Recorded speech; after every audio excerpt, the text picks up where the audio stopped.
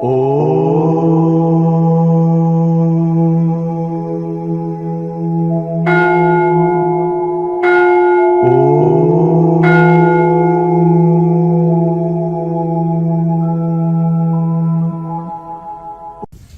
ఆసనాలన్నా డాబా మీదకి వెళ్ళండి, మేడ మీదకి వెళ్ళండి, గ్రౌండ్ లోకి వెళ్ళండి, లేకపోతే ఇంటి ముందరే సూర్యుడు వెంట తగిలేటట్టుగా చూసుకోండి. అప్పుడు కొన్ని ఆసనాలు వేయండి. ఆ సూర్యుని వెళ్తూ మనకు తగిలేటట్టు చూడాలి. కొన్ని వాకింగ్ చేయండి. అప్పుడు ఏది చేసినా సూర్యుని ఎండ తగిలేటట్టు చూసుకొని ఆ ఉదయం 6 నుంచి 7 వరకు ఎవరైతే ఆ సూర్యుని ఎండ తగులుతుందో వాళ్ళకి డి విటమిన్ ప్రాబ్లం ఉండదు, మోకాళ్ళ నొప్పులు ఇటువంటివి రావు. మామూలు రోజు ఎండ కాకుండా ఆ సమయంలో డి విటమిన్ ఎక్కువ ఉంటుంది, మోకాళ్ళ నొప్పులు రావు. శరీరానికి చాలా మంచి కావాల్సినంత డి విటమిన్ అందుతుంది.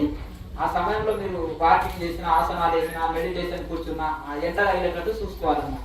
ఇప్పుడు ఎండ తగిలే అవకాశమే లేదు శరీరానికి, కనుక అప్పుడు ఆ ఎండ చాలా మంచిది. ఇక మీకు ఏమైనా సందేహాలు ఉన్నాయా, డౌట్లు ఉన్నాయా? డౌట్లు ఉంటే అడగండి. నారాయణ నారాయణ అని చేస్తుంటే ఇట్లా వచ్చింది సార్,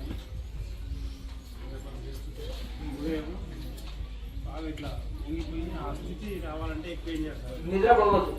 ఎప్పుడైతే వాడిపోయినామో అది నిద్ర వస్తేనే వాడిపోతాం, అర్థమైందా? నిద్ర అయితే కూడా ఏది గుర్తుకు రాదు నిద్రలో కూడా. అది ధ్యాన స్థితి కాదు, నిద్రలాగానే తీసుకోవాలి. ధ్యానంలో ఇప్పుడు నిద్రలోకి వెళ్ళిన దానికి గుర్తున్నట్టు ఒక మత్తు ఆవరిస్తుంటుంది.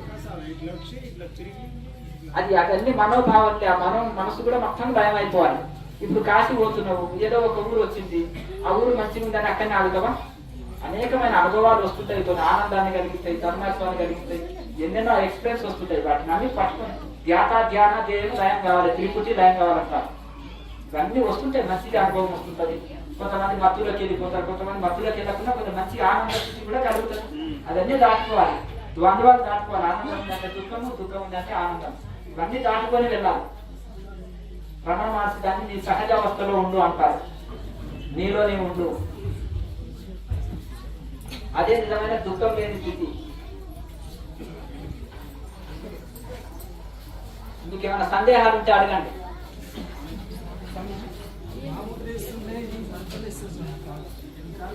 ఈ రోజే కదా కొత్తగా నేర్చుకొని వచ్చిన వాళ్ళు.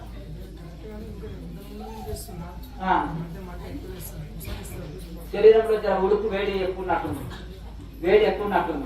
చలువ చేసే పదార్థాలు తీసుకోండి, వేడినిచ్చే మసాలాలు అవి తీసుకోండి, ఉప్పు కారాలు తగ్గియాలి, మజ్జిగను, నిమ్మరసం ఇటువంటివి తీసుకోండి, కొద్ది వాటర్ కూడా బాగా తాగండి. ఈ రోజు అభ్యాసం చేయాలి. అభ్యాసం చేయగా అది ఈజీ అవుతుంది. కూర్చోండి, ఎక్కడో అక్కడ కూర్చొని 1 by 1 గ్యాప్ రాకుండా ఉండాలి. ముద్రకి మధ్యలో ప్రాణాయామం జరగదు స్వామి. అంటే మీరు చేయగా మధ్యలో ప్రాణాయామం ఖాళీ శ్వాస తీసుకోవాల్సిన అవసరం ఉండదు. ఆటోమేటిక్ గా మీరు ఆ ప్రాణాయామంలోనే అన్ని ముద్రలు అయిపోతాయి. మధ్యలో నార్మల్ శ్వాస తీసుకోవాల్సిన అవసరం పట్టదు, కొత్తలో పట్టొచ్చు. ప్రాణాయామం చెప్పిన 6 గంటలు నేను ఆపుతాను. అలాంటప్పుడు అంత బలవంతంగా చేయడానికి మధ్యలో నార్మల్ బ్రీతింగ్ తీసుకోవాల్సిన అవసరం ఉంది. ప్రాణాయామం కొద్దిగా తక్కువ చేసినా నార్మల్ బ్రీతింగ్ లేదు, కంటిన్యూ ప్రాణాయామాలనే సాగాలి. ధ్యానం బాగా చేసుకో, నీకు ఆరోగ్యం సరి లేదు, చూసుకుంటేనే తెలుస్తుంది. ధ్యానం బాగా చేసుకో, అదే నీకు నరాల వీక్నెస్ ఉంది, అర్థమైంది కదా? ధ్యానం బాగా చేసుకో, ప్రాణాయామం చేయాలి, ధ్యానం చేసుకో. మునగాకు పొడి, బెల్లము, తేనె కలుపుకొని తిను. ఆ నరాల వీక్నెస్ కోసం ఎముకల్లో బలం ఏర్పడుతుంది, శక్తి. అది చెప్పింది ఏనాది అవన్నీ చెప్పండి, చెప్పింది దీన్ని ఫాలోగా, అర్థమైందా? బెల్లము, తేనె కలిపి తీసుకోండి, రోజు పరిగణన తీసుకోండి. ఇంత ధ్యానం కూడా చేయండి, యోగ చేయండి. అదే ఈ యొక్క మన ద్వారా మీ పైకి సంకుచితం చేసి పైకి ఇట్లా లాక్కోవడం అంటే అశ్విని ముద్ర అంటారు. అది మూలబంధం లేదు, కాదు. కళ్ళని పైకి తిప్పుకొని ఉన్మీలిత నేత్రాలు అంటారు. సగం కళ్ళు మూసి కన్నుగుడ్డని పైకి తిప్పుకొని అది చూసి దాన్ని శాంభవి ముద్ర అంటారు. జ్యోతి ముద్ర ఇది నవరంధ్రాన్ని ఎలా చేసేది జ్యోతి ముద్ర అంటారు. అశ్విని ముద్ర నాభిక్రియ, చక్రస్మరణ, తర్వాత ధ్యానం అన్ని చెట్లు చేయాలి. లాగేటప్పుడు ఊపిరి పైన లాగేటప్పుడు అశ్విని ముద్రతో ప్రాణాయామ చేస్తాము. ప్రాణాయామ జపం చేసుకోవచ్చు, ధ్యానం తప్ప అన్ని ముద్రలు. కాకపోతే ఏకాగ్రతతో చేయాలి. ఈ ప్రాణాయామ కూడా ఏకాగ్రతతోటి మంచి దైవ భావనతోటి చేయాలి. ధ్యానంలో ఏం చేయక దైవ భావన తప్ప ఇతర భావన ఉండకూడదు. ఒక డబ్బలో నుంచి నూనె ఇంకో డబ్బలకు వస్తుంటే తైలధార వలె అఖండంగా ఉండాలి. వేరే ఇతర ఆలోచన రావద్దు. దైవ సంబంధమైన ధ్యాన స్థితినే ఉండాలి. ఆత్మ జ్ఞానులు ఆత్మని ధ్యానిస్తారు, భక్తులు భగవంతుని ధ్యానిస్తారు. రెండు ఒకటే. ఆత్మ భగవంతుడు వేరు కాదు, రెండు ఒకటే. కనుక ఈ రెండు బాగా కేవలం ధ్యానంలో ఏమీ చేయరాదు ఇతరం. కేవలం ఆత్మ భావన లేదా దైవ భావనతోటి ధ్యేయాకారంగా నిలిచిపోవాలి. ఇది శ్వాసంలో నిదానంగా తీసుకోమన్నారు. అంటే అది శ్వాస మీద గమనం పెట్టాలా లేకపోతే మామూలు స్టార్టింగ్ లో మనము శ్వాస తీసుకునేటప్పుడు మూలాధారం ఒకసారి ధ్యాస అవుతుంది, ఆజ్ఞచక్రం ఒకసారి ధ్యాస అవుతుంది. ప్రాణాయామ అభ్యాసం సాధించిన తర్వాత కూటస్థంలో ఆజ్ఞచక్రంలో ఎదవేల దృష్టి నిలుపుతాం. ప్రాణాయామం ఆటోమేటిక్ గా సాగుతుంది. ఆ ప్రాణాయామ సాగుతడం దృష్టి చెవకుండా ఆజ్ఞచక్రం నిలుపగలుగుతాం. ఇప్పుడు బండి బాగా వచ్చిన వాడు 2 చేతులు రోజు పెట్టి కూడా బయట నడుపుతారు. అట్లా అది అభ్యాస కాలం చేస్తే ఆధారపడుతుంది.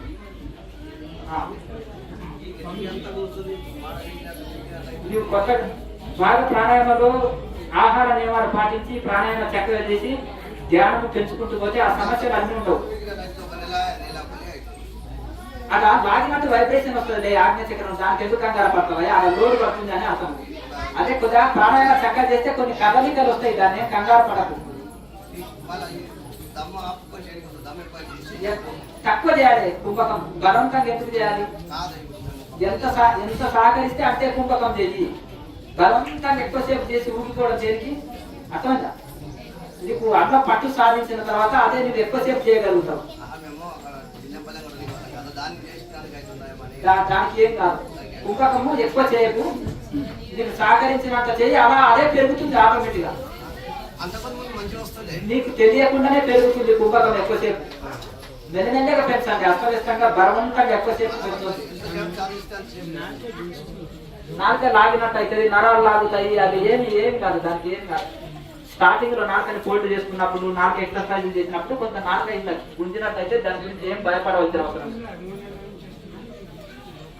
ఇంకా నాలుక పొడుగు అయితే ఆ నొప్పి అనిపించదు. నాలుకని ఎందుకంటే నాలుక పొడుగు అయినప్పుడు బలవంతంగా లాగాం కదా, అది బలవంతంగా వెనక్కి లాగి పెట్టినప్పుడు ఇంకొంచెం లాగినట్టు అనిపిస్తుంది. దాంతో ఏమి భయం లేదు, ఏం కాదు, ఏం కాదు.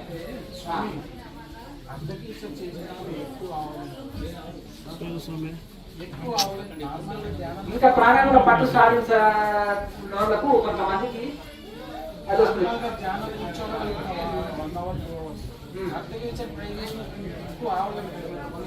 మళ్ళీ పెట్టుకో, ఏం పర్వాలేదు. నారాచరం వచ్చినా మింగిలే, ఆవలించడం వచ్చినా ఆవలించు. మళ్ళీ బలవంతంగా ఆవలించాలని కానీ నరముత్రాన్ని కానీ బలవంతంగా యోగులు అరుచుకోకూడదు. ఖాళీ పుట్టతోటి చేయాలి. మరముత్రాన్ని ఆపకూడదు. మధ్యనే ధ్యానం చేస్తుంటే వచ్చి ఒకసారి బాత్రూమ్ పోయిస్తే ఆ గొడవ పోతుంది. మళ్ళీ ఎక్కువసేపు కూర్చోగలుగుతారు. బలవంతంగా టైం చేసేట్టు కానీ ఉంటే రోగం వస్తుంది. మరముత్రాన్ని ఎప్పుడే కానీ అవసరాన్ని ఆపకూడదు.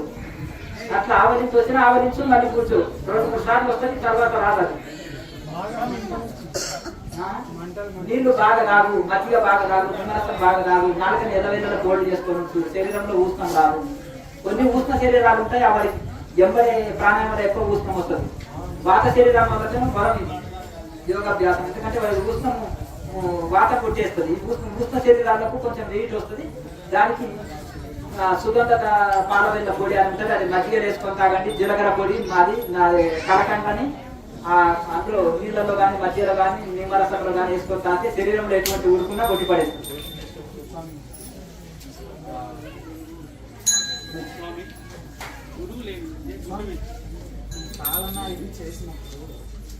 అది లాగుతాయి, దాని గురించి ఏం కంగారు పడకయ్యా. లాగుతుంది, అది నాలుక చిన్నగా ఉంది, అది బలవంతంగా చేసే వరకు అదన్నీ పీకి లాగుతాయి. దాని గురించి నీవేమో టెన్షన్ పడవలసిన. మొదటిసారి కానుకు నొప్పులు ఉంటాయా ఉండవా? అంతేనా కదా? అది నీ మనోభావన. నేను ఎవరికి ఏమి చెప్పను. నీకు నచ్చిన దైవాన్ని ముక్తావు, నచ్చిన కూరని తింటావు, నచ్చిన వాళ్ళని పెళ్లి చేసుకుంటావు, నచ్చిన వాళ్ళని పెళ్లి చేసుకుంటావు. దీంట్లో బలవంతం ఏంటంటే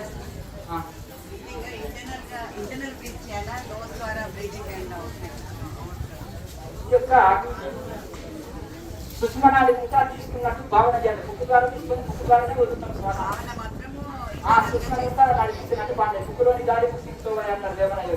అది సుష్మనలోకి ప్రవేశించాలి. అది తీసుకున్న శ్వాస సుష్మనలో నడిపేయగలగాలి. అది కొంతకాలం అప్పుడే నడవదు, అంత ఈజీ కాదు. అది టైం పడుతుంది. మనకు మూలాధారంలో సుష్మలో శ్వాస పైకి తాకినట్టు ఒక అనుభవం వస్తుంది. ప్రాణాయామంలో పర్ఫెక్ట్ అయినప్పుడు ఆ కదలికలు మనకు చీమ ఒంటి మీద పాకినంత స్పష్టత తెలుస్తుంది. ఊహించుకోవాలి, ఊహాగానాలకు తావు లేదు ఇక్కడ, అంత స్పష్టంగా మనకు తెలుస్తుంది.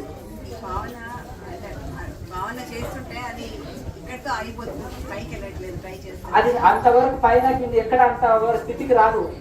ఎవరైనా కానీ ఇక్కడికి శ్వాస చేయగలుగుతున్నాను, ఇక్కడికి చేయలేను, అక్కడికి చేయలేను అంటారు కానీ ఎక్కడికి చేయలేరు. కొందరు ముక్కు ద్వారానే ప్రాణాయామం తాగుతుంది. సుష్మనాల వల్ల తాగడం అనేది అది చాలా పరిశ్రమ చేసి చాలా సాధన చేసినప్పుడు అది సాధ్యమవుతుంది. కొంత లాంగ్ బ్రీత్ తీసుకుని ఒకటి ఈడికే తీసుకున్నట్టు భావన కలుగుతుంది. లాంగ్ బ్రీత్ తీసుకున్నప్పుడు టాప్ గా మొత్తం తీసుకుంటున్నాను అన్నట్టు అనిపిస్తుంది మనకు. అది కూడా భావనే. సుష్మల నాడి నడిచినంత వరకు అది బాగా సాధన చేసినప్పుడు అది సుష్మల నాడి నడుస్తుంది. ఎవ్వరు మాట్లాడకండి, మీ గోరనే ఉంది. ఎల్లవేళలా మార్గ సాధనను ప్రాణాయామంలో మడిచి ఉంచాలి, ధ్యానంలో మడిచి ఉంచాలి, ఈ 24 hours మడిచి ఉంచాలి. దానివల్ల నష్టం ఏం లేదు. ఎప్పుడైతే నాలుగు ఎల్లవేళలా మడిచి ఉన్నారో వాళ్ళకి అమృతం లాంటి ద్రవం వస్తుంది, సర్వరోగ నివారణ అనొచ్చు, ఏమి ఇబ్బంది. మహాముద్ర పర్ఫెక్ట్ వేయండి. మునగాకు పొడి బెల్లం తినే నీళ్ళలో కలుపుకొని తాగండి. లేదంటే మీరు శివరంలో మజ్జిగలో కలుపుకొని తాగండి. మునగాకు పొడి బెల్లం తేనె వాడకండి. అదే చెప్పినా కదా, ఆయనది నీకు ఒకటి వర్తిస్తారు కదా, చెప్పినప్పుడు చక్కగా వినాలి. బెల్లము తేనె మునగాకు పొడి ఒక దాంట్లో కలుపుకొని రోజు తీసుకోండి. షుగర్ ఉంటే మాత్రము కేవలం మునగాకు పొడి మజ్జిగలో తాగండి. నీ ఇష్టం ఉన్నట్టు చేసుకోండి. నేను చెప్పిన పద్ధతి ఒకటి ఉంది, నేను అది కూడా చేసినట్టు చేసుకుంటున్నాను. కొంచెం పద్ధతి లాభం చేకూర్చింది అనుకో, తినేసే, ఏం ఇబ్బంది లేదు.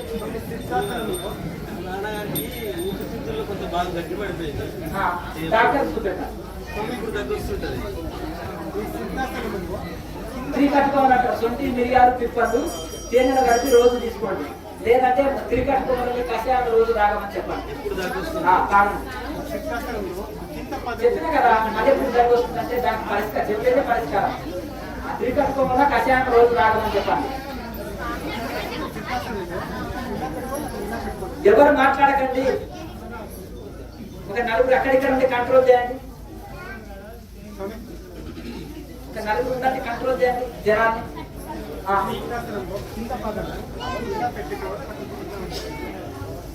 ఈ మెడమ నాకు పడాలి, అందులో మలద్వారంలో అందులో ఇరికించాలి. నాకు పడాలి, మలద్వారాన్ని లాక్ చేసేయాలి.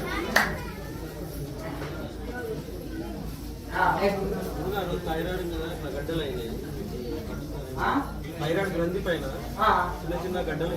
అదే డాక్టర్ చూపెట్టండి, పేషెంట్ ఆపరేషన్ చేసుకున్నారు. కొద్దిగా గ్యాప్ 6 months అన్నా కావాలి.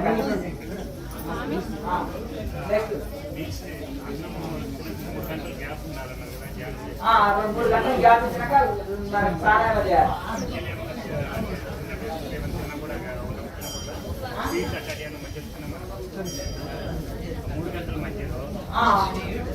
చిన్నప్పుడు లైట్ గా తీసుకుంటే ఏం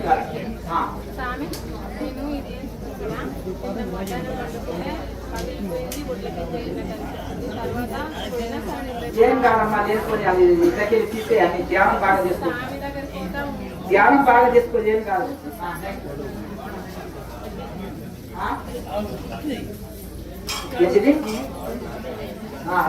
సాధన బాగా చేసుకో.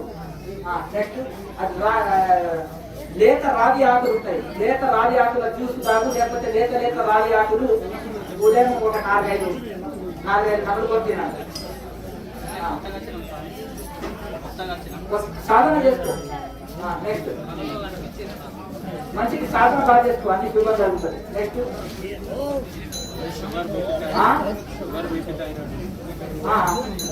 ఏం కాదు, సాధన చేసుకోండి.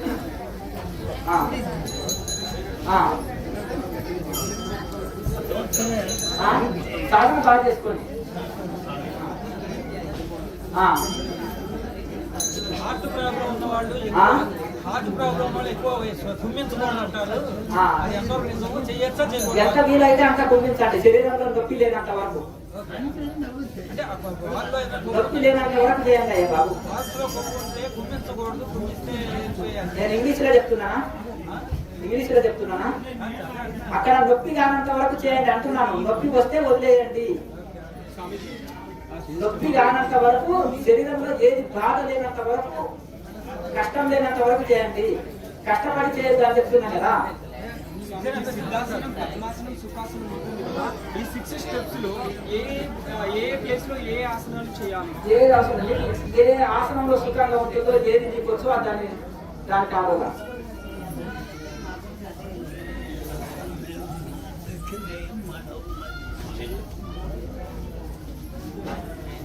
ఏం కావాలమ్మా? ఏంటి మీ సమస్య?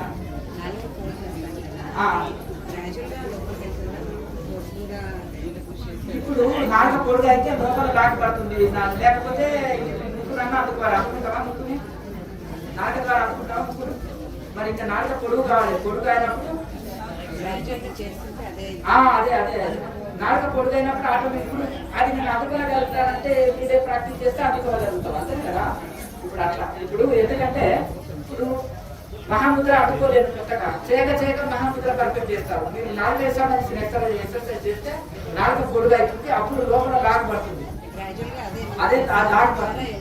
అంతే నాలుగు పొడుగు ఇంచి పెరగాలి. అందుకని నేను ఎక్సర్సైజ్ చెప్తుంది కదా, దాన్ని అది ఎక్సర్సైజ్ చేయాలి. నొప్పి అనిపిస్తే వెన్నా పడుతుంది కలిపి నాలుగు మీద పెట్టి రాత్రి పడుకోండి. నొప్పి ముద్దులు కానీ ఇలా లాగ్ అంటారు కానీ ఎక్సర్సైజ్ చేసినాం. నాలుగు పొడి చేసినప్పుడు చిన్న నాలుగు దాన్ని లాగుతాయి. దాని గురించి ఎక్సర్సైజ్ చేస్తే నాకు పొడుగు అవుతుంది, అదే నాకు పడిపోతుంది. అంటే మన ప్రయత్నం లేకుండానే నాకు పడిపోతుంది.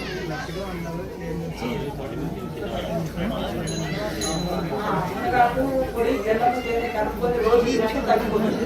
సాధన బాగా చేసుకోండి.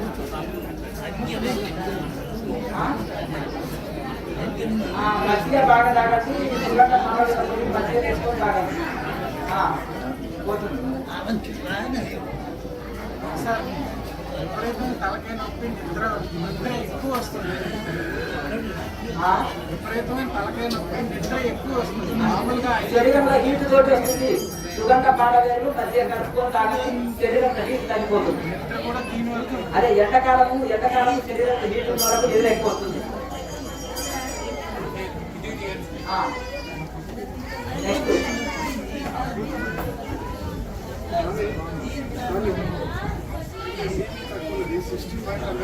ప్రాణాయామం చేస్తే సెట్ అయిపోతుంది. రెగ్యులర్గా ప్రాణాయామం చేసి ధ్యానం చేయాలి. మీరు ఏదైనా కానీ కంటిన్యూ కావాల్సిన అవసరం లేదు. ఏదో ఒక దాన్ని అనుసరించి వెళ్ళాలి. అక్కడ ఇట్లా చెప్పింది, ఇక్కడ అట్లా చెప్పింది, ఇట్లా అంటే కన్ఫ్యూజ్ అయిపోతారు. ఒక ఈ నుంచి ఇది చేయమంటారు, ఒక ఈ నుంచి ఇది చేయమంటారు, ఒక ఆయన అది చేయమంటారు, ఒక ఇది చేయమంటారు. కానీ పక్కన శ్వాస మీద గ్యాస్ ఉంది కదా, శ్వాస మీద గ్యాస్ అనేది అయిపోయి అంతా నీకు పిచ్చి పట్టింది, మెంటల్ వేసింది అంటారు. అర్థమైంది కదా. మరి అట్లా ఒక రాన్ని మనం గుడి మీద అనుసరించాలి. అర్థమైంది కదా. ఏదో ఒక మెడిసిన్ ని కంటిన్యూ వాడాలి. అది లేకుండా మనం కన్ఫ్యూజ్ అయినా అనుకో, ఇక నొద్దుపడవలు ప్రయాణం చేసినట్టుగా అవుతుంది. ఏది చేయకుండా అన్ని వదిలిపెట్టారు. అర్థమైందా. మీరు ఇప్పుడు ఇంత ఈజీ ప్రాసెసే చేయలేకపోతారు. ఇక బస్రికను లేకపోతే ఇంకా ఇది అది చేస్తే తక్కువ. ఎంత ఈజీ. బరువులు ఎత్తేదా స్వామిజీ? కాదు, బరువులు ఎత్తేదా చెప్పు. బరువులు ఎత్తేది కాదు, ఈజీ చిన్నపిల్లలు చేసే పద్ధతి అంతేనా. ఇది చేయగలిగితే ఇంకా ఏదైనా చేయగలుగుతారు. తర్వాత ఒక ఆరాధన వస్తుంది. అట్లా నెక్స్ట్ అక్కడికి వెళ్ళాలి ఆయన చెప్తారు. నా దగ్గరికి ఎందుకు రావాలి? శ్వాస మీద ధ్యానం చెప్పండి అంటే పత్రిక కాడికి వెళ్ళండి. ధ్యానం చేయాలంటే ఆయన రవిశంకర్ నాకు 10 లక్షలు కట్టించుకుంటాడు, నేర్పిస్తాడు. 10 లక్షలు కట్టు నేర్పిస్తాడు, సరిపోతుంది. ఒక్క నిమిషం అయ్యా మాట్లాడండి. ఆయనకు డబ్బులు కావాలి, మీకు యోగం కావాలి. అర్థమైంది కదా. అంతేనా కదా. మామకి ఏం చేయాలి? తొందరగా ఆడపిల్లని వదిలించుకోవాలనుకోవాలి. అల్లుడికి ఏం కావాలి? డబ్బులు కావాలి. అర్థమైంది కదా. అమ్మాయి కావాలి, డబ్బులు కావాలి అల్లుడికి.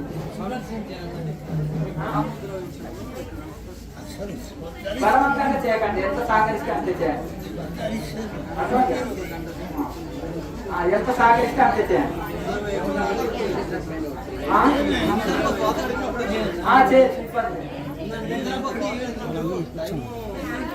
మీరు ఎక్కువ కుంభకం చేయక బాబు.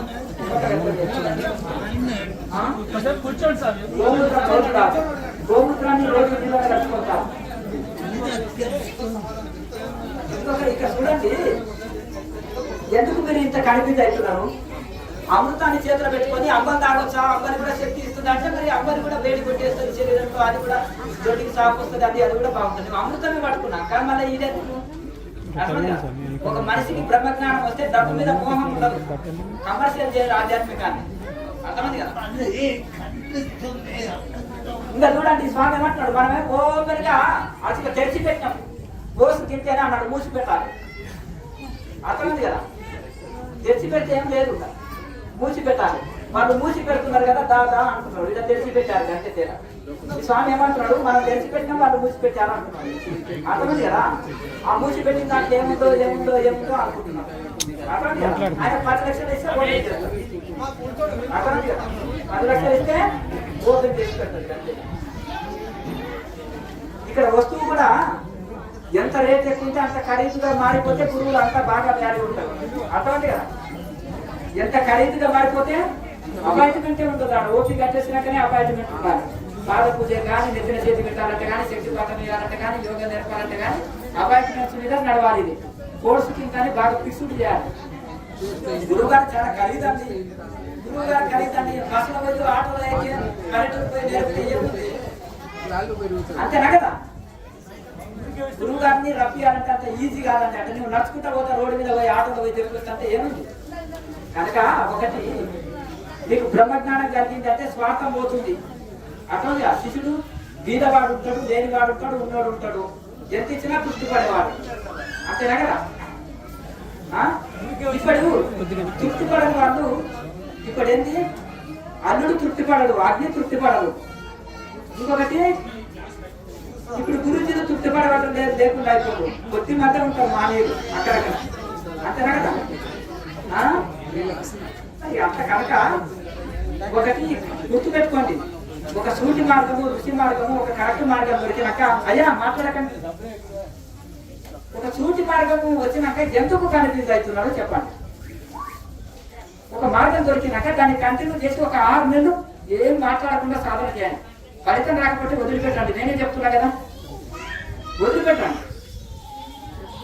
ఈ 6 నెలలు చక్కగా చేయండి, కంటిన్యూ చేయండి. అప్పటి వరకు శారీరక స్థితి ఎట్లుంది, మానసిక స్థితి ఎట్లుంది, మన పరివర్తన ఎట్లుంటుంది, మనసు కొంత కుదుట పడ్డదా, మనసులో శాంతి వచ్చిందా, అప్పుడు మీకు తెలుస్తుంది. అర్థం కదా? ఇక్కడ మొదటి రోజు ఇలా ఉంటుంది, గది బాగానేనా గిది బాగానేనా అని అంటే ఇంకా ఏమి ఇప్పుడు ఇది సాధనే చేయకపోతుంది. అంతేనా కదా? కనుక ఇది దొరికిన తర్వాత దీన్ని పట్టుకొని కంటిన్యూగా సాధన చేయండి. అర్థం కదా? అందతోటి ఇళ్ళతోటి ఏది పిచ్చి పిచ్చి ముద్ర చేసేసి అంతేనా కదా? ఏదో ఒకటి ఉందనుకోండి, దానికి ఏదో ఒకటి పేరు పెట్టాలి. కొత్త కొత్త పేరు నోటి నుంచి పలకనిక కూడా రావద్దు ఆ యోగం పేరు. అట్లా పెట్టేసి కొత్త కోర్స్ అనుకో, పిచ్చి పిచ్చిగా చేయనట్టు. ఇప్పుడు ఏ గల్లీలో ఏ కొత్త పేరు పెట్టినా ఆడేదో ఉందని వెళ్తూనే ఉంటారు, జైన్ అయితేనే ఉంటారు, వెళ్తూనే ఉంటారు. అర్థమైందా? ఈ మధ్యలో కొంతమంది సాఫ్ట్వేర్ యువకులు కూడా ఒరే నువ్వు జాబ్ చేస్తే ₹1,00,000 వస్తున్నాయి అంతేనా కదా, నెలకు ₹1,00,00,000 సంపాదిస్తున్నారు ఆయన అని. నెల్లూరులో ఒక బాబు ఉండే, అమెరికా వెళ్ళిపోయింది, 400 కోట్లు బాగా మూట కట్టుకున్నాడు సంచులులా. ఇక మన దొరకకుండా ఆయన అమెరికా పోయి పడ్డాడు. అర్థమైంది కదా? బూటు కాలు మీద పాల పూజలు, పాలు తీసుకొని పంచామృతం తీసుకుపోయి బూటు కాలు మీద పోస్తుంటాయి. అందరూ సాఫ్ట్వేర్ ఉండే, సాఫ్ట్వేర్ నమ్ముతారు. గురువు గారు ఒక పీజీ చేసిందండి. నువ్వు మంచి విద్యావంతుని గురువుగా చేసుకోవాలంటే మీ జిల్లాలో కలెక్టర్ని గురువు చేసుకోండి. ఎందుకంటే ఆయన కలెక్టర్ చదువు పెద్దది కదా. బాగా డబ్బులున్నది గురువు చేస్తారంటే మన ఇప్పుడు ఇక్కడ ఎవరైనా ఉన్నారనుకోండి, ముఖేష్ అంబానీ గురువు చేసుకోండి, లేకపోతే బిల్ గేట్స్ ని మంచిగా గురువు చేసుకోండి. అంతేనా కదా? బాగా చదువుకున్న వాళ్ళని చేసుకోవాలంటే అర్థమైంది కదా? బాగా పుస్తకాలు చదివిన వాళ్ళు ఉంటారు కదా, వాళ్ళని గురువులు చేసుకోండి. మీకేం కావాలి? మోసం కావాలి. మోసం కావాలన్నప్పుడు మరి ఏంటిది? కొంత తపస్సు చేసిన వాళ్ళని, కొంత తపస్సు చేయాలి, త్యాగం ఉండాలి, ఆదర్శం ఉండాలి, త్యాగం ఉండాలి, త్యాగం ఉండాలి, తపస్సు ఉండాలి, బ్రహ్మజ్ఞానం పొందాలి. కొంత త్యాగ జీవులని గురువు తీసుకోవాలి. మరి మీకు ఇంకా డబ్బు ఉండాలంటే బాగా మరి బిల్లి గ్రేడ్స్ చేసుకోండి. ఇంకా అటువంటిగా గురువు గారు బాగా చదివారండి, మా గురువు గారు డాక్టర్ అండి, పెద్ద ఇది ఉన్నాడండి, అది ఉన్నాడండి అని అంటే ఒక ఆయన చెప్తుంటారు, నాకు నవ్వు వస్తుంది. ఏంటిది ఇప్పుడు నువ్వు ఆ డిగ్రీలు చూస్తున్నావు, డిగ్రీలు ఎందుకయ్యా, ఏం చేయడానికి వస్తాయి నీకు డిగ్రీలు? ఆ పొట్టపుట్టి చదువులు భోజనం పెడతాయి. సత్యసాయి బాబా 4 చదువుకున్నాడు, రమణ మహర్షి 4 చదువుకున్నాడు, ఆ రామకృష్ణ పరమహంస 2 చదువుకున్నాడు, రామదేవ్ బాబా 8 చదువుకున్నాడు. అర్థమైంది కదా? చదువుకు తపస్సుకి ఏంటిదయ్యా లింకు మీకు? గురువుగారికి 2 హెలికాప్టర్లు ఉన్నాయండి, ఒకటి బాత్రూమ్ వరకే, ఒకటి టూర్ తీయడానికి. అర్థమైంది కదా? నాకు అసలు ఈ డిగ్రీలు పీజీలే చెప్తారు, ఆస్తులు అంతస్తులే చెప్తారు, బంగారు గుళ్ళు కట్టిందే చెప్తారు తప్ప తపస్సు చేశాడా, త్యాగం ఉందా? ఉప్పు కారం వేయకుండా గురువు గారికి అన్నం పెట్టండి, ముద్ద దిగుతుందేమో అప్పుడు చెప్పండి. దీంతో పట్టకండి. గొప్ప గొప్ప ఋషులు పిచ్చోళ్ళ దాకా చెట్ల కింద కూర్చొని ఉన్నాడు. కాశీరెడ్డి ఆయన వస్తే ఒక ఊడి అది ఏదో తీస్తే అదే లుంగి ఆయన ఏదో ఏ లుంగి ఇచ్చినా కట్టుకుంటాడు, కాశీయాన్ని కూడా కట్టకపోతుంది. 200 అన్నసత్రాలు కట్టి మహాసిద్ధ పురుషుడు ఆయన. 30 ఏళ్ళు ఎవరి గడిపేయకుండా గుహలు తపస్సు చేశాడు. అర్థమైంది కదా?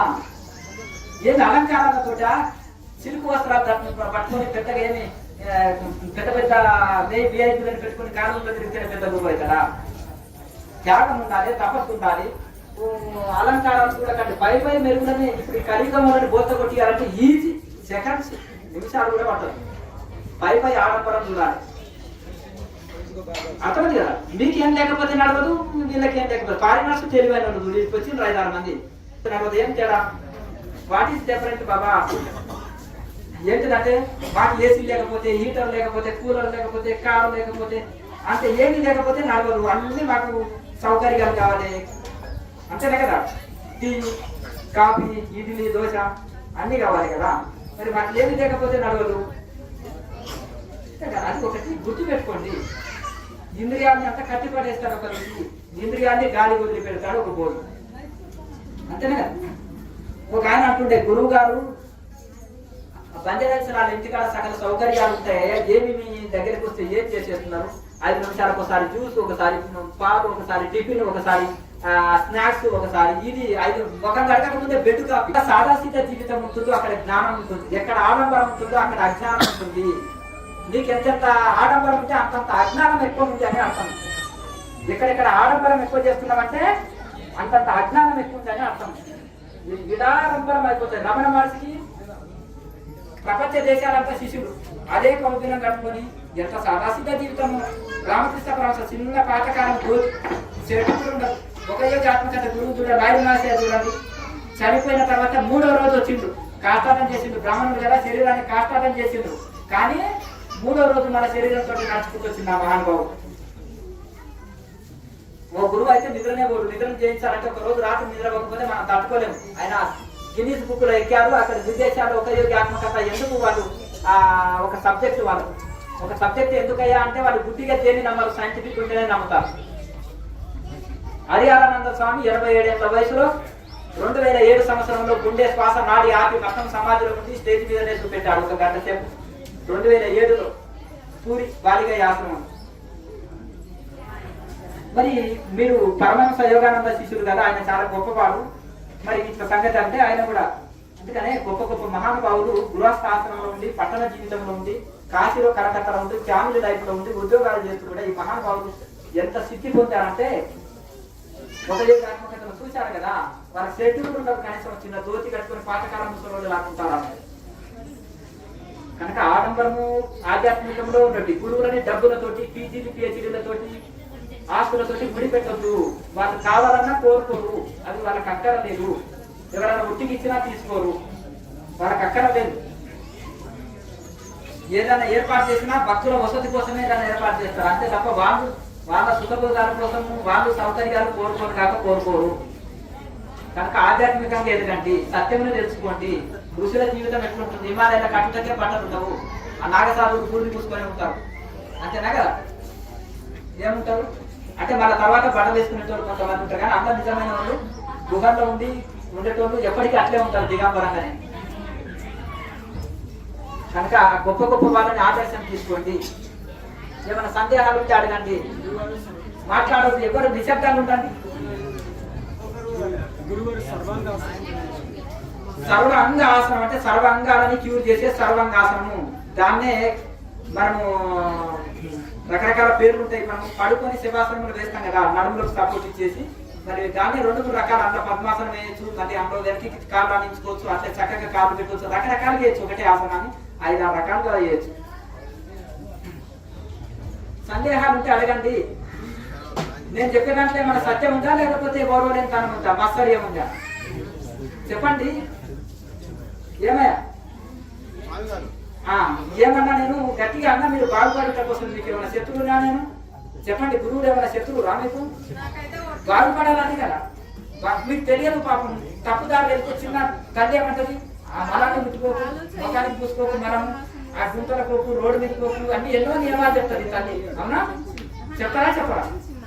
బాగా పొగిడితే మనకు ఎందుకు పొగడాలి? మీ నుంచి బాగా డబ్బులు ఆశిస్తే పొగడాలి. అర్థమైంది కదా? అంతేనా?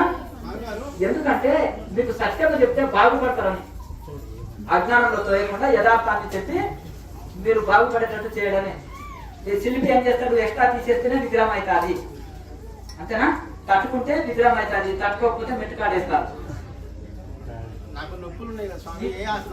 ఏ ఆసనాలు ఎక్కువ ఈ ప్రాణాయామం చక్కగా చేస్తూ ఆ యొక్క మునగాకు పొడి బెల్లం తేనె కలుపుకొని రోజు వాడు అన్ని ఇడిపోతాయి.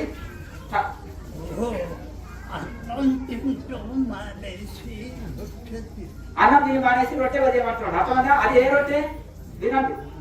పచ్చజొన్న రొట్టె తింటే బీపీ షుగర్లు రావు. అర్థమైంది? ఒక పూట చపాతి, ఒక పూట పచ్చజొన్న రొట్టె తినేసి శరీరంలో వాయువాతాలు ఉంటాయన్నమాట. ఇప్పుడు ఆ వాతము చేరింది, నొప్పులు ఉన్నాయి కదా. గోధుమ రొట్టె ఒక పూట తీసుకో, జొన్న రొట్టె ఒక పూట తీసుకొని టోటల్గా నువ్వు అన్నం పానం చేస్తే శరీరంలో నీరు తీసేస్తుంది, ఆ నొప్పులు కూడా పోతాయి. దాంతో పాటు ఈ మునగాకు పొడిని పాలలో కలుపుకొని తాతే కాల్షియం పెరిగి ఎముకల్లో బలం పెరుగుతుంది, శరీరంలో నీరుని తీసేస్తుంది. వేడి అనిపిస్తే కొంత నీళ్ళు ఎక్కువ తీసుకోండి. ఎవరో బయట ఎక్కువ శరీరం స్థూలమైంది, బాగా బరువు అయిపోయింది, ఒళ్ళల్లో నొప్పులు ఉంది, బాడీ పెయిన్స్ ఉంది, మోకాళ్ళ నొప్పులు ఉన్నాయి, వాళ్ళు ఏం చేయాలి? కంప్లీట్ గా అన్నాన్ని బంద్ చేసేయాలి. అంటే ఏమీ కాదు, పచ్చజొన్న రొట్టె తినండి, గోధుమ రొట్టె తినండి. అందరూ వినండి. నీకు ఏ పదార్థం అయితే తినడానికి బాగా ఇష్టంగా ఉంది, కూర్చుంటారో అదే నీకు లోకానికి. అటువంటి పదార్థం మీరు తినకుండా మానేస్తే లోకం ఆటోమేటిక్ గా. ఎంత మంచిగా చెప్పారా? మళ్ళీ ఒకసారి వివరిస్తా చూడండి. మీకు ఏది బాగా ఇష్టంగా తింటారో దాన్ని త్యాగం చేస్తే మీకు ఏ రోగం రాదు అంటారు.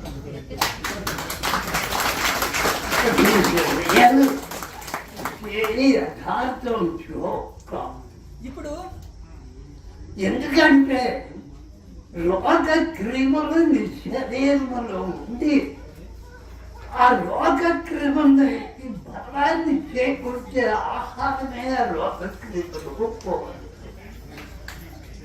అందుకనే మనం రోగాన్ని కలిగించే పదార్థాలే ఎక్కువగా తినటానికి ఇష్టపడతాం.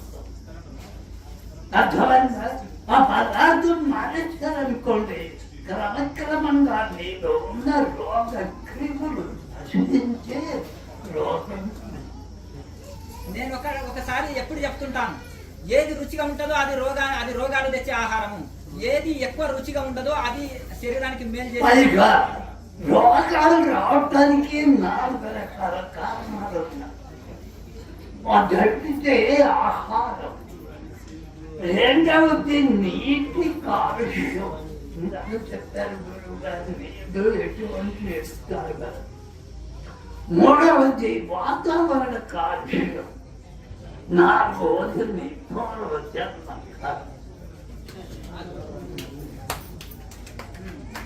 అప్పుడు 4 రకాలే చెప్పారు. ఒకటి ఆహార దోషము, అలాగే నీటి కాలుష్యం. అంటే ఇప్పుడు నీళ్లు కలుషితం అనేది, ఇప్పుడు మినరల్ వాటర్ తెచ్చుకుంటే అది కూడా కలుషితమే, ఎందుకంటే మినరల్స్ కలిసినాయి కదా, నీటి కాలుష్యము. ఇక రెండవది మనము వాతావరణ కాలుష్యం అండి. ఇంకొకటి మన పూర్వజన్మ కర్మ. ఈ 4 రకాలతోటి రోగాలు వస్తాయి. తర్వాత ఇప్పుడు చెప్పాను, ఆహార బాగా మార్పు చేసుకుంటే నీలో ఉన్న రోగ క్రిములు నశించి ఆరోగ్యంగా ఉండదు. తర్వాత నీటి కాలుష్యం, నీరు ఎటువంటి నీరు తాగాలి? నీటిలో ఏంటి కాలుష్యం అంటే నీ ఊళ్ళ నీళ్ళు మీకు అలవాటు, ఇంకొక ఊరు పెడితే అక్కడ నీళ్ళు తాగండి పెట్టండి జరుగు చేస్తుంది. ఎందుకంటే అన్ని భూముల నుంచి వచ్చే కానీ భూమిలో ఒకే రకమైన అడుగులు అంతటా ఉండవు. అక్కడే అడుగులు మార్పు ఉంటాయి. కనుక నీళ్ళని బాగా బాధ్య చేసి బాగా తెల్లాలి. తెల్లిన తర్వాత దాన్ని వడపయ్యాలి. వడపచ్చిన తర్వాత 7 సార్లు తిరగొట్టాలి. అలా తిరగొట్టింది వీళ్ళే మా చిన్నతనంలో బాధలు కనిపించారు. బాధితులని మామూలు నీళ్ళు తాగనిచ్చేవాళ్ళు కాదు. అలా చేస్తే ఆ నీటిలో ఉన్న క్రిములు చనిపోతాయి. ఆ చనిపోయిన కదేవరాన్ని వడపసుకుంటే అప్పుడు దీన్ని సింపుల్ గా స్వామి అని చెప్పారు. భూధాతులు ఉన్నట్టు ఒక దగ్గర ఉప్పు నీళ్లు, ఒక దగ్గర ఐరన్ నీళ్లు, ఒక దగ్గర రకరకాలుగా సౌట నీళ్లు, ఒక దగ్గర తీపివి, ఒక దగ్గర రకరకాల రుచులు ఉంటాయి. ఆ భూధాతుల్ని బట్టి అందులో ఎన్నో దోషాలు ఉంటాయి. ఆ ముడి నీళ్లు దాన్ని బాగా మరిగించినప్పుడు అందులో దోషం వెళ్ళిపోతుంది. మరిగించినప్పుడు ఉప్పులాగా వెళ్ళిపోతుంది కదా. ఒకసారి చూడండి ట్యాంకులో కూడా ఉప్పులాగా పేరుకొని పోతుంది కింద నీళ్లు. అయితే ఆ నీటి మరిగించినప్పుడు నీటి దోషం పోతుంది. ఒకటి దాన్ని వడగట్టాలి, మళ్ళీ ఒకటి 7 సార్లు వడగట్టాలి. దాన్ని 7 సార్లు పైకి కిందికి 2 డబ్బాలలో 2 చెంబుల్లో ఒక దాంట్లో ఒకటి పోసి దాన్ని అలా పెట్టి వాడితే ఈ యొక్క నీటి దోషము, నీటి వలన వచ్చే దోషాలు రావు. మనకు నీటి దోషం రాదు. మంచి నీరుని అందించిన వాళ్ళం అయితే నీటికి సంబంధించిన రోగాలు మనకు రావు. తర్వాత వాతావరణ కాలుష్యం, ఈ వాతావరణ కాలుష్యాన్ని నివారణ చేయడానికి ఒక నిమిషం ఎవరు మాట్లాడకండి. ఇప్పుడు స్వామి ఏం చెప్తున్నాడు? సమస్య చెప్తున్నాడు. సమస్య చెప్పిన తర్వాత దానికి పరిష్కారం కూడా చెప్తున్నాడు కదా. ఈ సమస్యలు ఉన్నాయి, మరి దాన్ని ఎట్లా పరిష్కరించుకోవాలి? సమస్య చెప్పిపోతే సరిపోతుందా? పరిష్కారాలు కూడా చూస్తున్నాడు. మాట్లాడకండి దయచేసి. ఇప్పుడు వాతావరణ కాలుష్యం నివారణకి పరమాత్మ గుర్తించి మనకి ఎటువంటి సౌకర్యం చేశాడో గుర్తించాడు. ఒక్కసారి ఏ చెట్టు అయినా చూడండి, పచ్చటి ఆకులు ఉంటాయా? ఆ పచ్చదనంలోనే వాతావరణ కాలుష్యం నివారణ చేసే శక్తి ఉంది. ఇప్పుడిప్పుడు గుర్తించారు ప్రభుత్వాలు. కానీ పరమాత్మ సృష్టి ఆది అంటే గుర్తించి సూర్య కిరణాలతోనే ఆకుపచ్చ కిరణాలను కూడా విడుదల చేస్తున్నాడు. కాబట్టి సూర్యోపాసన చేయండి. మీకు వాతావరణ పరిశుద్ధం ద్వారా వచ్చే అనారోగ్య బాధలు వాతావరణ కాలుష్యాన్ని తొలగించుకోవాలంటే ఏ చెట్టైనా పచ్చగానే ఉంటది కదా. సూర్య కిరణాల్లో కూడా ఒక పచ్చని కిరణాలు ఉంటాయి. అవి మనకు ఆక్సిజన్ లెవెల్ ని చక్కగా అందిస్తాయి. సూర్య కిరణాల్లో ఉష్ణోదయం జరుగుతున్నప్పుడు ఎన్ని కిరణాలు వస్తాయి. 15 నిమిషాల తర్వాత పసుపచ్చని కిరణాలు వస్తాయి.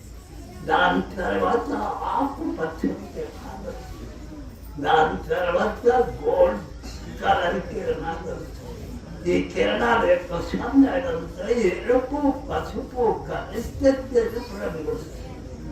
ఇవన్నీ కలిసిన తర్వాతనే సూర్యకిరణాలు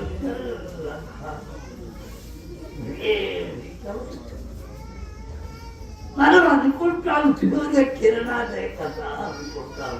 ఆ కిరణాలతో 7 గ్రహాల యొక్క కిరణ జన్యం యొక్క క్రియ జరుగుతుంది.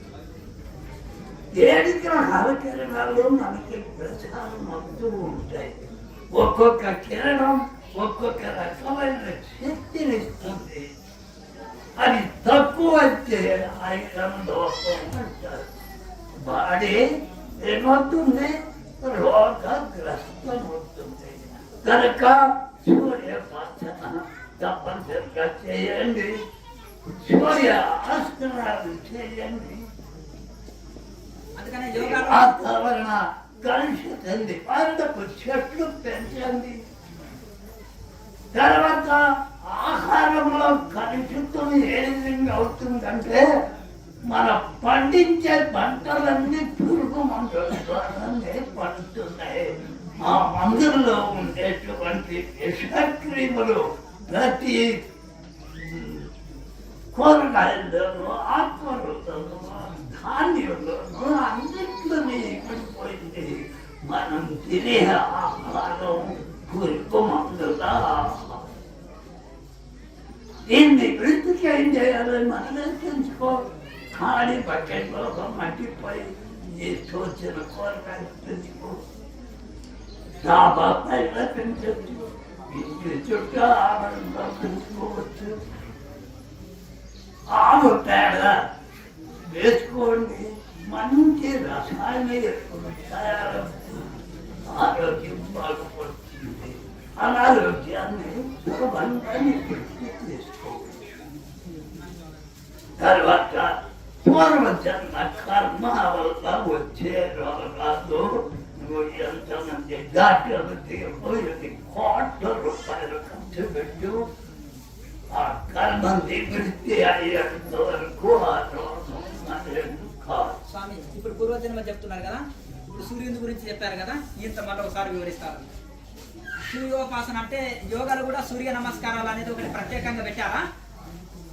ఉండండి, సూర్య నమస్కారాలు అనేది ఒకటి ప్రత్యేకంగా పెట్టారు కదా యోగాలు కూడా. ఆ సూర్య నమస్కారాలు కానీ సూర్యుని మంత్రాన్ని జపం చేస్తూ సూర్య ఉపాసన చేయడం, అలాగే ఉదయం ఎండలో 6 నుంచి 7 వరకు అన్నా కదా, అప్పుడు డి విటమిన్ ఎక్కువ ఉంటుందని సైంటిస్టులు కానీ డాక్టర్స్ కానీ చెప్తున్నారు. ఆ టైంలో వాకింగ్ చేయండి, ఎండలో కూర్చోండి. అక్కడ సూర్యోపాసన అక్కడ చేస్తే చాలా మంచిది. అలాగే ఇంకొకటి, మనము పెస్టిసైడ్ తోటి వండించిన భోజనాలు తీసుకుంటున్నాం కదా, చెట్లు ఇంటికాడ ఉన్నంతలో చెట్లు పెంచుకోండి. అలాగే మీరు కూరగాయల బకెట్లలో కూడా మీరు వేస్టేజ్ అంతా వేసి పండించే, ఇప్పుడు యూట్యూబ్లో కొట్టినా వస్తుంది ఎట్లా అని. అలాగే గోమూత్రం, గోవు పేడ, అలాగే వేపాకు పులిసి ఒక దగ్గర వేసి పెడితే ఒక 48 గంటల్లో పంచామృతం వస్తుంది. వాటితోటి మీరు కూరగాయ చెట్లు పట్టుకొని పురుగులు తగిలితే దాన్ని పంచామృతం అంటారు, దాన్ని వాటిపైన చల్లితే సరిపోతుంది. చెట్ల పైన ఎటువంటి పురుగు రాదు, దిగుబడి బాగా వస్తుంది. ఏమన్నా మిగిలిన చెట్టు కొనన పోస్తే ఎరువులాగా కూడా పనిచేస్తుంది. గోపేడ అటువంటిది వేసి పండిస్తే మంచిగా వస్తాయి. మనకు ఇంటి దగ్గర పచ్చదనం ఉంటుంది, అలాగే చక్కని ఆక్సిజన్ అందిస్తాయి. స్వచ్ఛమైన కూరగాయలు మన చేతుకుంటా పండిస్తాము. ఇక్కడ ఆహార దోషం ఒకటి ఉండదు. తర్వాత మన పరిసరాల్లో ఒక్క రావి చెట్టు పెంచండి, రాత్రి బాటు ఆశ్చర్యమిస్తుంది. లేదా మన ఇంటి ఆవరణలో తులసి మొక్కలు పెంచండి, అదంతా ఆశ్చర్యం. అందుకనే పూర్వకాలంలో తులసి కొట్టి ఇంటి ముందు ఇంకా చనిపోయే దానికి సిద్ధంగా ఉన్నాడని తెలిసిన వ్యక్తికి తులసి తీర్థం వస్తుంది. ఎందుకని పోయే ప్రాణాన్ని కూడా రక్షిస్తుంది, పోయే ప్రాణాన్ని కూడా. ఆ శక్తి దేనికి ఉంది? నీటికి, తులసికి, శక్తి ఉంది. మనం ఒక్క తులసి అక్కడ రోజు నగది నీరు నీకని ఎంత శక్తిని ఇస్తుందో, ఎంత ఆరోగ్యాన్ని ఇస్తుందో గుర్తించండి. తర్వాత శివరి నమస్కారాలు నామాల్లో చాలా గొప్ప జీవన విధానం బోధింపబడింది. ఓం నిత్యాయ నమః మొదటి నామము. నిత్యుడు అంటే ఎవరనుకుంటున్నారు? శాశ్వతుడు. నిత్యుడు అంటే శాశ్వతమైన వాడు, ఎప్పుడు ఉండేవాడు, నీకు ఉపకారం చేసేవాడు, సర్వజీవులకు ఉపకారం చేస్తాడు. అందరికి మిత్రుడే సూర్యుడు, సర్వజీవులకు. నీకున్నాడు నిత్యుడు. ఉన్నారా? ఎప్పుడున్నారు? చిన్నప్పుడు నా స్నేహితుడు ఇప్పుడు ఉన్నారా? ఇప్పుడు నా స్నేహితుడిని కలిసేపుకున్నాడు. వాడి దాన్ని వాడు పోతాడు, నీ దాన్ని పోతాడు. అలాంటి వాడు కాదు. నువ్వు పుట్టిన దగ్గర నుంచి చనిపోతే అంతవరకు నీతోనే ఉండి నీకు మేలు తెచ్చేవాడు నిజమే. ఆ మిత్రుడు ఎవరంటే సూర్యుడు. అందుకొరకు ఎవరికి నమస్కారం చేయమన్నారు?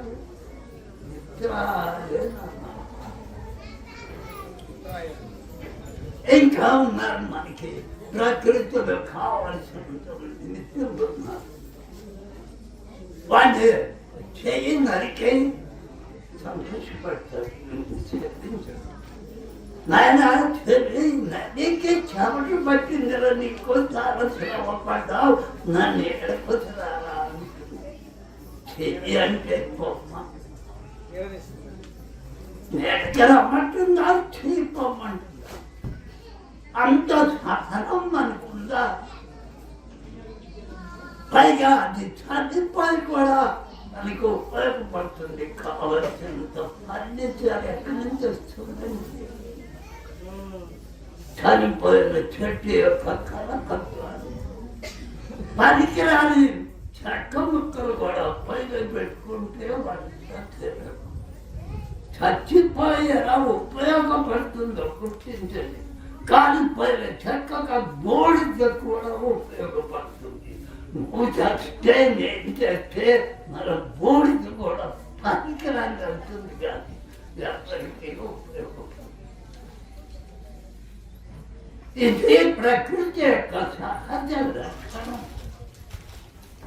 సహజం అంటే అసలేంటో తెలుసండి. సులభంగా అనేకం సహజం సహజం సహజం ఇంగ్లీష్లో అంటారు ఇట్ ఈస్ న్యాచురల్. ఏంటి తన నేచర్, తన సహజమైన లక్షణమే. సహా అంటే తోడు, ఒక్కళ్ళ ఉంటే సహా అనండి, ఇంకొకటి తోడైతే తోడు అంటారు. మనం తోడు అనే పదాన్ని నిత్యం వాడిక పదార్థాలలో కూడా వాడుతాం. ఎప్పుడు వాడతామండి? చెట్టు దాకా తెలియదు. పాలు కాచిన తర్వాత ఏం చేస్తామండి? ఇప్పుడైనా గుర్తొచ్చిందా? తోడంటే ఏంటి? సమానమైన శక్తి, సమానమైన గుణం కాదండి తోడు కాదు. రెండు సమానమంటే రెండు ఒకటే అవుతాయి. కాచిన పనుల్లో పాలైపోతే ఏమవుతాయి? సమానమే అవుతాయి. పాలకు భిన్నంగా ఉన్న గుణాలు కలిగినటువంటి కానీ మధ్య కానీ పోతే ఏమవుతాయి? పాలు తోడుకుంటాయి. తోడుకున్న పాలు లక్షణం ఉంటాయి. వేసిన మధ్య లక్షణం ఉన్నాయి. రాకుండా ఏ లక్షణం ఉంది? తోడుకుంటే తెలియదు. ఇది మూడవది భిన్నమైన లక్షణం. దానిలో ఇంకా రెండు లక్షణాలు అదనంగా ఉన్నాయి. అవి ఏమిటి అంటే వెన్న, నెయ్యి ఉన్నాయా లేదా? ఈ రెండు అదనపు లక్షణాలు ఏమిటి అంటే అన్ని పూర్వజన్మ కర్మ సంబంధమైన పాపం. ఈ రెండు విభిన్నమైన పదార్థాలు తోడైతే ఉత్పత్తి, జనరేషన్, సంతానం, ప్రాప్తి. ఎక్కడ మగవాళ్ళు ఎక్కడికండి నిర్ణయిస్తారు, స్త్రీలు ఎక్కడికండి సంతానం కలుగుద్దా? కనుక ఈ సహజమైన పదంలో సృష్టి రహస్యం ఇచ్చి మనకి ఎన్నో పదాలు బోధించారు. ఎంత రహస్యం ఇమిడి ఉందండి. ఏ సూత్రం ప్రకారమే సైన్స్ నిర్మాణం జరిగింది. రెండు విభిన్నమైన పదార్థాలు కలిసినప్పుడు మూడవ విభిన్నమైన పదార్థం ఉత్పత్తి అవుతుంది. అందుకు ఉదాహరణ చెప్తున్నా. ఉప్పు పులుసు రెండు కలపండి చారికాంతం కేవలం ఉప్పుతో ఇద్దండి చిరం పట్టిన రాగి కానీ ఇద్దరు కానీ చిరం పోతున్నారు కేవలం చింతపండుతో ఇద్దండి చిరం పోదు ఉప్పు పులుసు కలిపిన రసాయనంతో ఇద్దండి ఇమీడియట్గా చిరం వదిలిపోయింది దీన్నేమో సైన్స్ అన్నారు దీన్నేమో జనరేషన్ ఇది అంతా ఎక్కడ ఇమిడి ఉంది సృష్టిలో ఇమిడిచి పెట్టారు పరమాత్మ అందుకే పరమాత్మ మోక్షం మోక్షం మోక్షం అంటారు ఎక్కడుందండి ఎక్కడుందా మోక్షం ఏమిటి అసలు మోక్షం అంటే ఏమిటి అసలు తెలుసా మోక్షం అంటే అమ్మ ఇప్పటికి మోక్షం కలిగిందా ఏది నువ్వు అనుకున్న పని పూర్తయింది అంటావా లేదా అంటే మానవుడు ఎందుకు జన్మించాడు ఎందుకు మానవుడిగా జన్మించాడు ఏమిటి మానవుడి యొక్క ప్రత్యేకత మానవుడు అనే పేరు ఎందుకు పెట్టారండి ఇంకా ఓటకపోతేనే ఓకుంటా తింటారు లేకపోతే కాబట్టి వినాలని ఇంట్రెస్ట్ ఉంటే కూర్చోండి 4 అక్షరాలు నా ఊరు పేపర్ తీసుకోండి 4 అక్షరాలు రాసుకోండి ఎవరి దగ్గర నమ్ముంటే పేపర్ రాసుకోండి మా నా ఊరు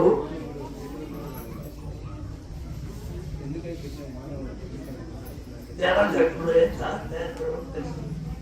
సరే మా ఇంట్లో రాసుకోండి మా ఇంట్లో రాసుకున్నారా మా నా ఊరు ఆ ఊ అనే అక్షరాన్ని పెట్టేయండి ఆ 3 అక్షరాలు కలిసి చదవండి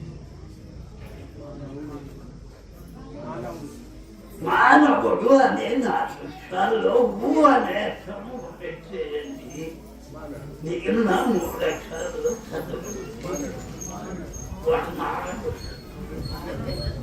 ఎవరు మానవుడు ఏ మానవుడు వాడు తలుచుకున్న కార్యం సంపూర్ణంగా నిర్వహించే ఫలితం పొందే వరకు వాడు ప్రయత్నం మానవుడు అదే మానవుడి యొక్క లక్ష్యం ఉందా లేదా ప్రాప్తి చాలా బాగుందండి అమ్మా ఎక్కడ కొన్నావు ఏ షాప్లో కొన్నారనే పక్కనే అడిగింది ఆ షాప్ పట్టుకు చెప్పింది చెప్పగానే పెట్టింది ఆ షాపులో 99 రకాలు చూపించాడు అది మాత్రం అయిపోయింది అది ఇష్టపడి 99 రకాలు ఏ ఒకటి తెచ్చుకోవటానికి ఇష్టపడతా ఉన్నారు పడరు అదే కాదు కనుక ఏం చేస్తాము ప్రయత్నం మీద ప్రయత్నం చేస్తారు ఈ షాప్ కాకపోతే ఇంకొక షాప్ ఈ ఊళ్ళో కాకపోతే ఇంకొక ఊళ్ళో ప్రయత్నం చేసి అటువంటి చేయలే సంపాదించినప్పుడు అప్పుడు తృప్తి ఆనందం కనుక ప్రయత్నం చేసి ప్రయత్నాన్ని మారకుండా చేసే లక్షణం మానవుడు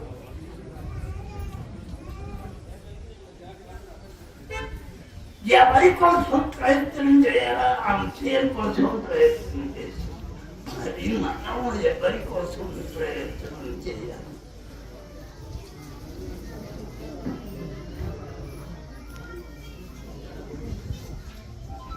నా ఒకటి చేయండి మిగతా 3 అక్షరాలు చదవండి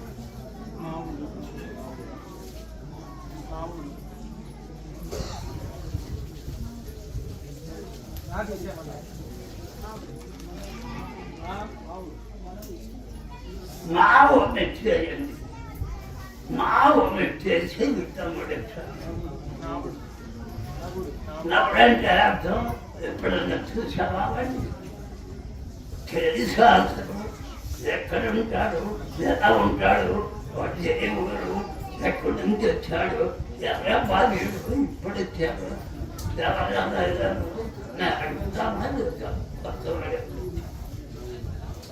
అడుగుతామని సరాసరి ఇప్పుడు ఎక్కడ అన్నప్పుడు ఎన్నడూ చూడని వాడు, ఎన్నడూ తెలియబడని వాడు, ఏ విధంగా తెలియబడదు వాడి కోసం ఎవరి కోసం వాడిని తెలుసుకోవాలి. ఎలాగైనా సరే ఏమైనా సరే పట్టుకోవాలి, వాడు ఏమైనా సరే వాళ్ళతో మాట్లాడాలి.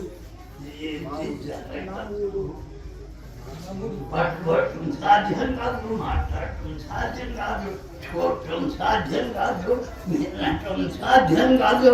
అటువంటి నవ్వుండి ఎక్కడ పట్టుకుంటావు, ఎక్కడున్నావు అది తెలుసుకోవటానికి నువ్వు మానవు. ఈ ప్రయత్నమే మానవు. ఈ జీవితం చాలకపోతే ఇంకొక జన్మలోనైనా సరే అదే ఎక్కడున్నాడండి? మొదటి అక్షరం, చివరి అక్షరం, రెండు అక్షరం కలిసి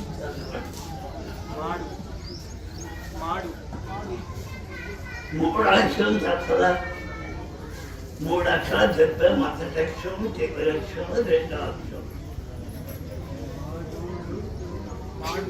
మాడునా ఎక్కడున్నాడు?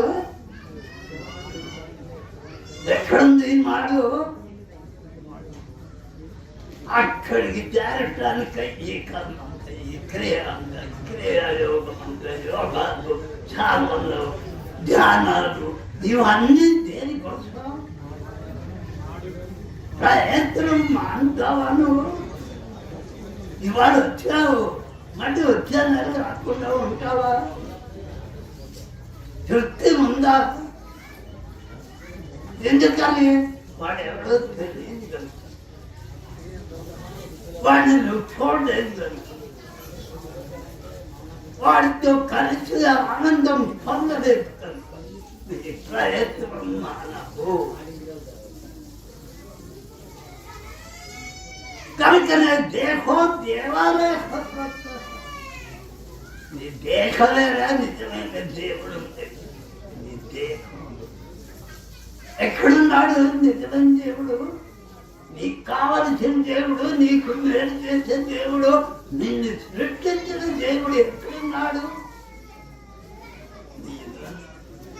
అందుకే నీలో నువ్వు మాట్లాడు. నువ్వు నిన్ను విడిచిపెడతావు, వాడేం చేస్తున్నాడు, వాడు ఎక్కడికి వెళ్తున్నాడు, ఎంత సంపాదించాడు, ఎన్ని ఎకరాలు కొన్నాడు, ఎంత దాచాడు, ఇవి వెతుకుతాడు. మన అన్వేషణ ఎద్దటి వాడి గురించి అన్వేషిస్తాం కానీ నిన్ను నువ్వు తెలుసుకోవటానికి ఏనాడు ప్రయత్నము చేయవో, అది తెలియజెప్పేయో. యోగం అంటే అర్థం ఏం చెప్పాడు నా పరీక్షలో? కలయిక అంటే ఏంటి ముందే చెప్పారు కదా. సహజము, తోడు. వాడు నీకు తోడైతే నిత్య ఆనందం. నీకు కష్టాలు, దుఃఖాలు ఏమీ తెలియదు. కాలం తెలియదు, ఆహారంతో పని లేదు, శ్వాసతో పని లేదు. ఆనందమే ఆనందం. అది అనుభవిస్తున్నాడు వీర బ్రహ్మేంద్ర స్వామి వారిని. ఇప్పుడు 500 సంవత్సరాల నుంచి ఆ ఆనందంలో అదే సమాధి సంపూర్ణం కాదండి, అది ఆది. దేనికి? మోక్షానికి ఆది సమాధి. ఇంకా వారికి ఆది స్థితి ఇప్పటి వరకు పూర్తి కాలేదు. ఇంకా 8,000 సంవత్సరాల పట్టిందో చెప్పాలి. దానివల్ల ఏంటానికి ప్రయోజనం అంటే దేవుడు తేజస్సు నీ సాధనలో తేజస్సును పెంచుకోవటానికి అయ్యే సాధన. నీ ముఖం వచ్చేసి ఎప్పుడూ కలకాలాడుతూ ఉంటుంది. నీ సాధన ప్రభావం నీ చుట్టూ ఆరాగాన్ని ఏర్పడుతుంది.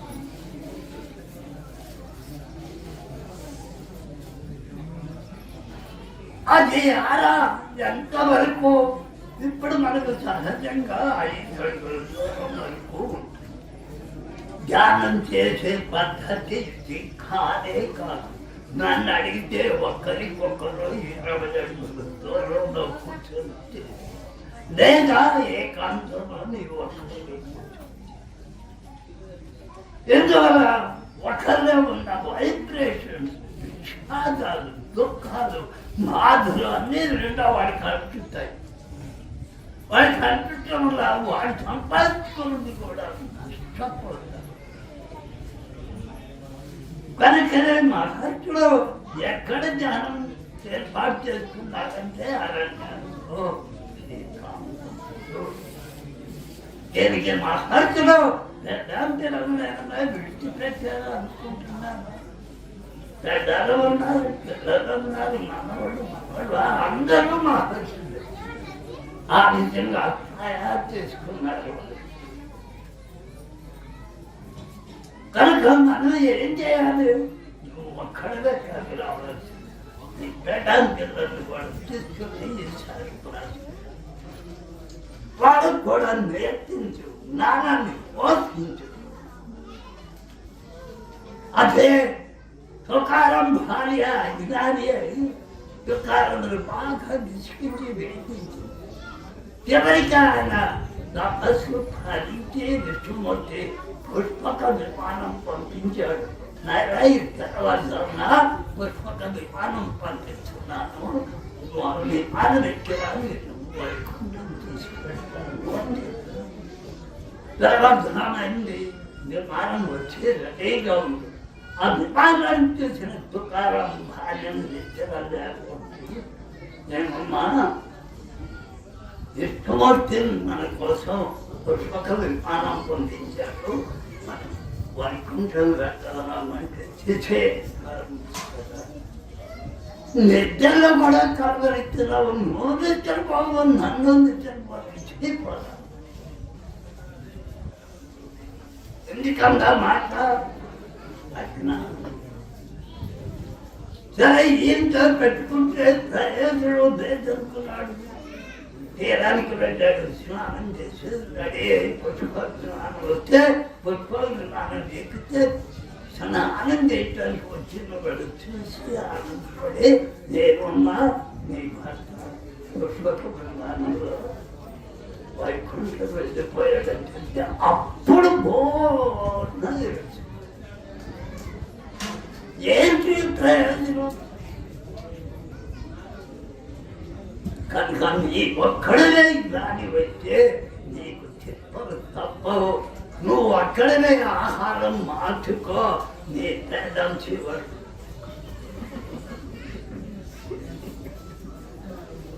ఎందుకని అంటే జ్ఞానం లేకపోతుంది.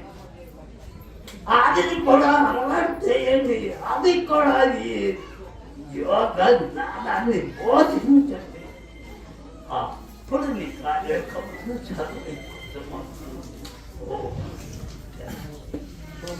ఇప్పుడు స్వామీజీ మంచి సందేశం ఇచ్చారు. స్వామి చెప్పిన 2 పాయింట్లను వివరిస్తా. ఒకటి ఏంటిదంటే ధ్యానం అనేది గుంపుగా చేసేది కాదన్నారు. ఇది శాస్త్ర సమ్మతమే. నేర్చుకునేటప్పుడు గుంపుగా నేర్చుకున్నా మనం ఇంటికి వెళ్ళి జీవితాంతం ఒంటరి చేసుకొని గుంపులు చేసేది కాదు. అక్కడ కూర్చొని ఆయన ఉన్నాడు.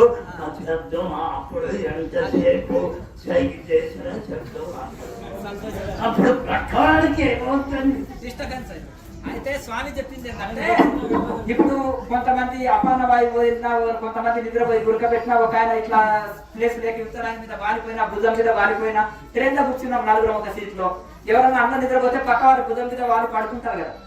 అయితే ఒకటి ఏంటంటే ఒంటరిగా కూర్చున్నప్పుడు ఈయన ఎంతసేపు చేసిండో ఆయన ఎంతసేపు చేసిండో ధ్యాస ఉంటుంది. నేను ఎప్పుడు గుర్తు చేస్తుంటాను, ధ్యానం నేర్చుకునేటప్పుడు వదిలేయాలి, కానీ ఎవరికి వాళ్ళు ఒంటరిగా సాధన చేస్తే ఇంకా ఎవరు లేరు కాబట్టి ఎవరిని అబ్జర్వ్ చేయవలసిన అవసరం లేదు, మనలోకి మనము తొందరగా వెళ్తామని చెప్తుంటాం. ఇంకొక పాయింట్ ఏంటిదంటే మా ఆవిడ మారడు స్వామీజీ, మా ఆయన మారడు స్వామీజీ, అమ్మగారులేమో మా ఆయన మారడు స్వామీజీ అంటారు, అయ్యగారులేమో మా ఆవిడ మారడు స్వామీజీ అంటారు. మరి సింగిల్ గా వస్తే ఎట్లా? ఇక్కడనే స్వామీజీ చెప్పింది ఏంటంటే ఇప్పుడు వాళ్ళు మారాలని వదిలిపెడుతున్నారు, మీరు ఒక్కొక్కరే వస్తున్నారు. సరే స్టార్టింగ్ లో రండి, ఒక 1 year దాకా వచ్చి సాధనలోకి వచ్చిన అనుకో, మెల్లగా ఏం చేయాలంటే అమ్మగారులేమో అయ్యగారులని లాక్కొని రాగాలి, కానీ అయ్యగారులు వాళ్ళ అమ్మగారులని లాక్కొని రాగాలి, అంతేనా కదా. మగవాళ్ళు మీ భార్యలను కూడా తీసుకురాగలగాలి, అమ్మగారులు ఏం చేయాలి వాళ్ళు మీ భర్తలను కూడా తీసుకురాగలగాలి. టోటల్ గా మీ ఫ్యామిలీని అందరినీ తీసుకొచ్చారు అనుకో, అందరికి ఒకే ఆహారము, ఒకే వ్యవహారం, ఒకే మానసిక స్థితి, ఒకే ఆలోచనలు, ఒకే మనస్తత్వం ఉంటది. వీళ్ళు ఇంట్లో 10 మంది ఉన్నా కానీ ఇంకా ఏ సమస్య ఉండదు. మనుషులు కలగకపోతే ఇద్దరు కూడా కలిసి ఉండలేరు. మనుషులు కలిస్తే 50 మంది కూడా ఒకే గదిలో అంటే ఒకే దగ్గర ఉండొచ్చు అన్నమాట. కనుక మనుషులు కలవాలంటే ఏం చేయాలి? అందరూ ఆధ్యాత్మికం వైపు వస్తే అవగాహన శక్తి పెరుగుతుంది. ఇక ఇక్కడికి వచ్చినప్పుడు 4-10 మాటలు చెప్పినప్పుడు 2 అన్న చివర పెట్టుకుంటారు. ఆహార నియమాలు, ఆరోగ్య సూత్రాలు, కొంచెం మంచి పద్ధతిలో ఇంట్లో కూడా మీరు చర్చించుకుంటారు. మన కేఎంసీ ఛానల్లో ఉండే యోగులతో చెప్పే ఇంటర్వ్యూలు కానీ, మేము చెప్పే మాటలు కానీ, పుస్తకాల్లో కానీ ఈ 4 మాటలన్నా పట్టుకొని గురువులు అందరూ చెప్తుంటారు కదా. ఇప్పుడు ఆహార నియమాలు కానీ, సాధన గురించి కొన్ని వాళ్ళు ఆచరించిన మెల్లమెల్లగా రోజు ఒకటి నేర్చుకున్నా కానీ ఇంకా ఏ సమస్య ఉండదు. చాలా మటుకు మనిషి మారగలుగుతారు. ఆ పని చేయండి. మీరు ఒకరే మారడం కాకుండా మీ కుటుంబ సభ్యుల్ని కూడా ఈ వైపు యోగం వైపు తీసుకురండి. సమయం ఎక్కువైంది, ఇంకా అందరూ ఫోన్ చేసుకోండి. మళ్ళీ సాయంత్రం కూడా క్లాస్ ఉంటుంది.